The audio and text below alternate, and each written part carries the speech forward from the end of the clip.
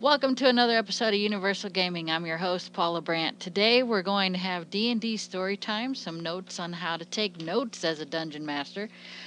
We have some Fortnite wins and fails, and we have some 620 in 1 Nintendo. It's a Nintendo Entertainment System with pre-made games on it.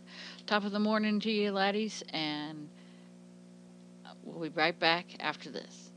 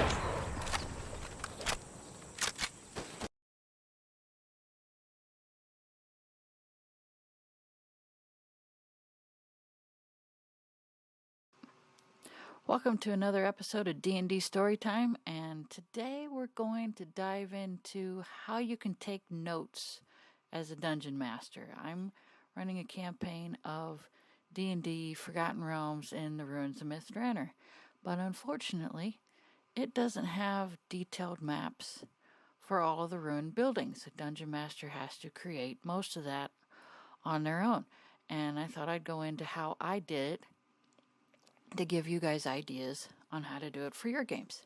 So, basically, an adventure setting or an adventure is going to have paragraphs about what's where, and it might be detailed enough to tell you exactly what's in what building. This building belonged to this person, this building's that one, but this is a ruined city, and there was a lot of war and elves and stuff. So, there's a lot of the ruins that is not mapped. There's paragraphs in the front of the book that explain some of the noble houses, some of the ruined buildings like the wizard's area, the feast hall, the other places in the town. But most of the ruined buildings are up to the DM to do. So I take notes.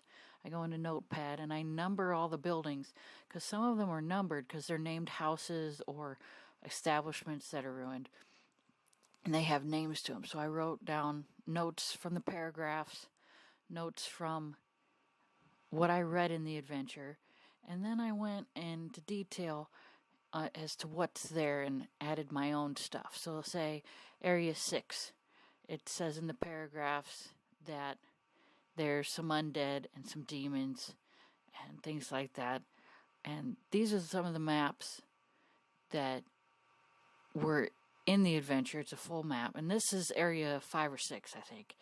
And so, for example, it'll show on the map numbers, which are kind of hard to read here, but you get a general area of what's there, and you can redraw the map like I did here. And in the paragraphs it says that that area had undead and monsters and things, so I added undead, and I wrote in my Notepad notes, area 6 undead, there's a tunnel leading to area 13, stuff like that. So that's just an idea of how you can build some of these things for D&D. And another thing is you can use mapping software like Dungeonographer, for example. I use that. It's easy to use, it's nice. You can import your own pictures and redraw them and then delete the picture, or you can just take the picture that you have on paper and draw it in there. You can number the rooms, and like I do with my notes, you number the rooms so that you have an idea of, okay, room number 20 has this treasure rolled up from the Dungeon Master's Guide, this monster on Monster Manual page what. This is what you see when you open the door. Is there a lock on the door? Is the door wooden? Is it stone? Things like that, like you'd find in an adventure. Just write that up on your own. Roll these things. And another thing I want to tell you about the map that I did is that when you have a map like that in an adventure that doesn't have things totally numbered, you can go and say buildings 100 through 200 per se. So let's say it listed buildings 1 through 100. It didn't list the rest. So 100 plus, start numbering in your notes area 100 and then roll in the DMG. Is there a monster there? Is there treasure there? Put types of monsters that you saw in the adventure there. Things that they haven't encountered yet, things that are similar, things that are possibly a challenge for them. If it's not a challenge, add more monsters, or take away if it's too much of a challenge. Do things like that. And then as they go through those places, say they go through area 100 on your notes that you rolled up with the treasure and the monster and all that, then put 100 on the map so you know where they were. Then draw, maybe not on your original copy of the picture of the map, but on a copy of that map. And then you'll know where they were. But thanks for joining us. We'll see you next time. That was Cage. All right, Turtle 1. That is Ninja Turtles. 1 player. Okay, so this is the map screen. You can fight with the B button on the map screen. You go in the sewer. Jump is A, B is attack, and then you have a duck, kind of.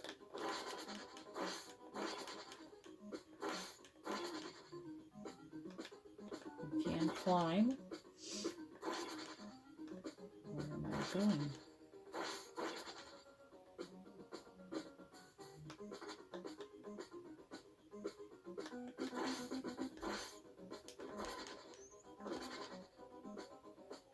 I don't understand what I'm doing here.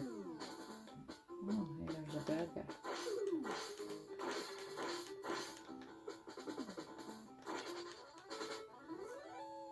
I think I just beat something. Okay.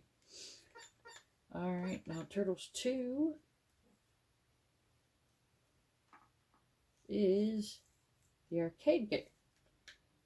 2-player looks like. Alright, so I'll hit start. No, A button selects this one. Fire! Hang on, April. Can I get past this? Okay. Gotta get April out. Of course. A is jump. Well, it's a little bit 3D, just a little. B is attack. A is jump. Okay, Foot Clan, stop attacking me. Can I duck? No, I cannot duck. It's just B to attack and A to jump. Alright.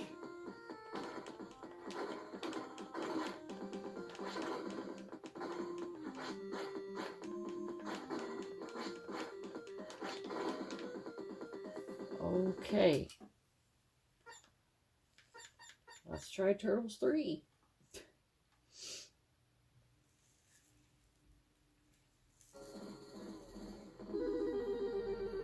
Oh, that's enough to make you dizzy. And seizures. Okay. Can be 2 players. Alright. Turtles 3 The Manhattan Project. We'll just do this again. Start button to select that. Really?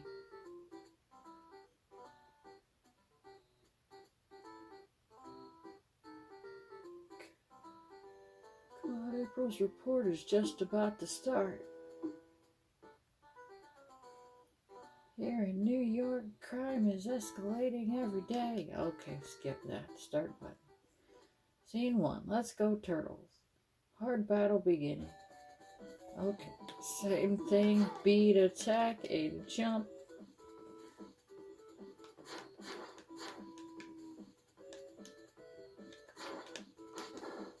Oh, I don't know how I did that.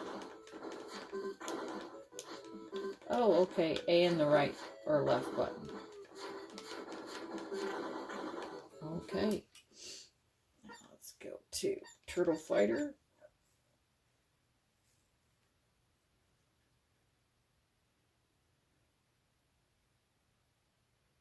Okay.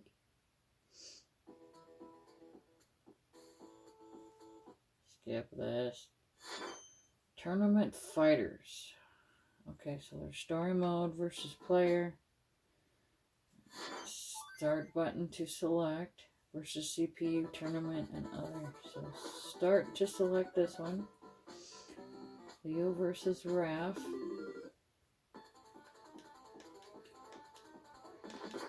A, B, up is to jump. Okay, this is like Mortal Kombat. Alright, so I'll just button smash because that's all I do in Mortal Kombat anyway. I am the one on the left. Ooh. I'm on the right.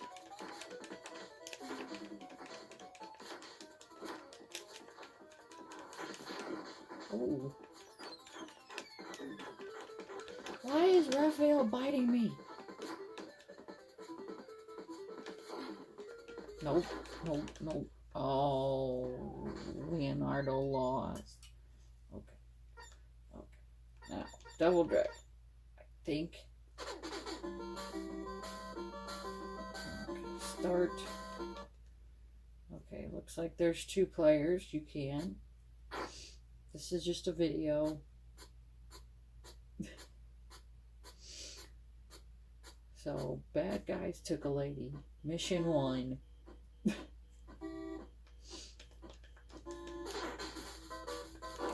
B's kick, A's punch.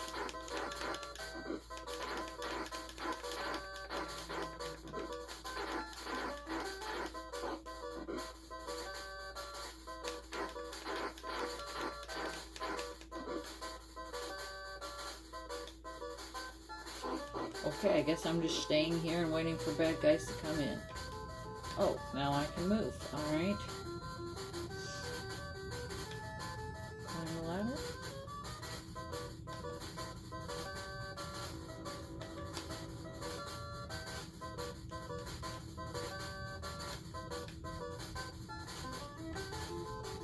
Hey, come down here.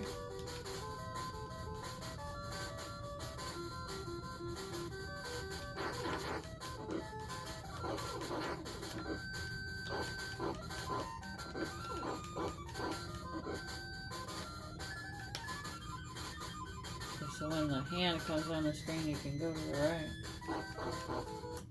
Reset that. Alright. Double Dragon 2 is probably the same thing.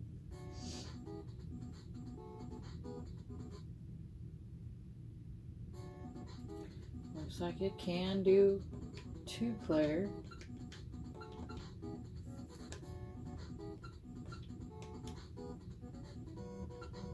Okay, the select button moves the ones on the bottom and the start button moves the ones on the top.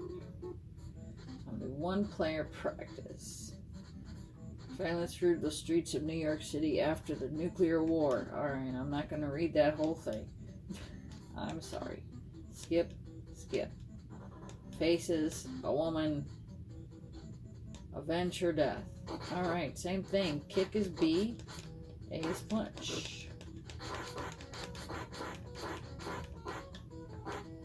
Oh, you can grab them and kick them.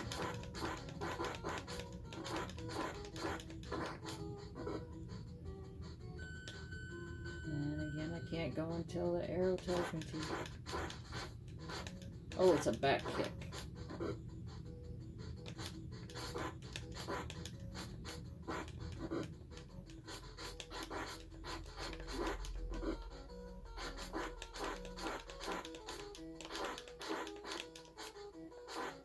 B is punch, A is kick.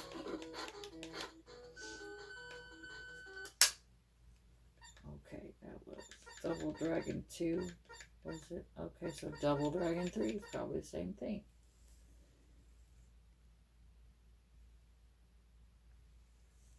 Alright, so thank you for joining us. We'll play this again some other time.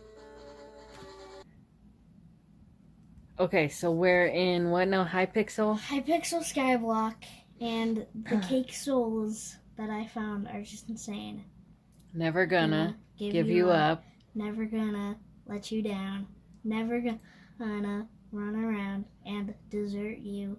Never gonna make you cry. Never gonna say goodbye. Never gonna tell a lie and hurt you. L. Rickrolled XD. And those are all the names of people. Those are all names of people.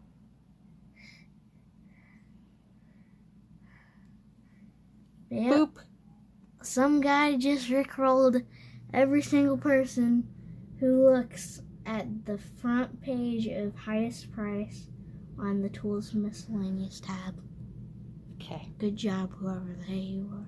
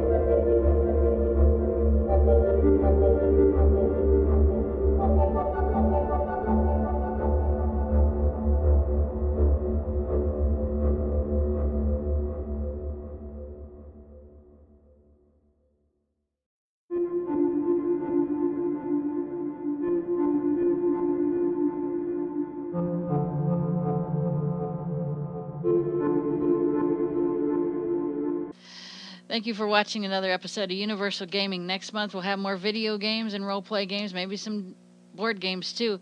We are on meetup.com under the group Fort Wayne Gaming. Come out and meet with us sometime. Play some board games, some D&D. We'll have a good time. May your dice roll 20s, and we'll see you next time.